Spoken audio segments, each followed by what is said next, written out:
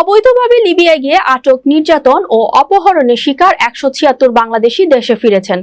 18 September সকাল বৃহস্পতিবার 10:45টার দিকে বুরাক এয়ারের একটি ফ্লাইটে ঢাকা হযরত শাহজালাল আন্তর্জাতিক বিমানবন্দরে পৌঁছান তারা। পররাষ্ট্র মন্ত্রণালয়, বাংলাদেশ দূতাবাস এবং আন্তর্জাতিক অভিবাসন সংস্থার সহযোগিতায় দেশে ফিরেছেন এসব বাংলাদেশি। পররাষ্ট্র মন্ত্রণালয় জানিয়েছেন, এই 176 জনের মধ্যে 172 জন ত্রিপোলি ও তাজুরা ডিটেনশন সেন্টারে আটক ছিলেন, আর 4 জন IOM এর আশ্রয় কেন্দ্রে ছিলেন।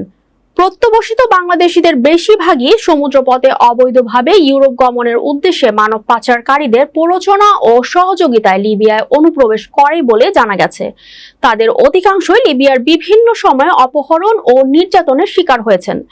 দেশে ফেরত আসার পর এই ভয়ঙ্কর পথ পাড়ি দিয়ে আর যেন কেউ লিবিয়ায় না যায়, এ বিষয়ে তাদেরকে সচেতন হওয়ার জন্য পররাষ্ট্র মন্ত্রণালয়ের কর্মকর্তারা সবাইকে আহ্বান জানান। IOM এর পক্ষ থেকে প্রত্যাবাসনকারী প্রত্যেককে 6,000 টাকা, কিছু খাদ্য সামগ্রী, মেডিকেল চিকিৎসা দেওয়ার পাশাপাশি প্রয়োজন অনুযায়ী অস্থায়ী বাসস্থান ব্যবস্থা করা হয়েছে। ত্রিপোলি ও বাংলাদেশ দূতাবাস জানিয়েছে, লিবিয়ার বিভিন্ন ডিটেনশন সেন্টারে আটক বাংলাদেশি নাগরিকদের নিরাপদ প্রত্যাবাসনের লক্ষ্যে স্থানীয় কর্তৃপক্ষ ও IOM এর সঙ্গে নিবিড়ভাবে কাজ করে যাচ্ছে।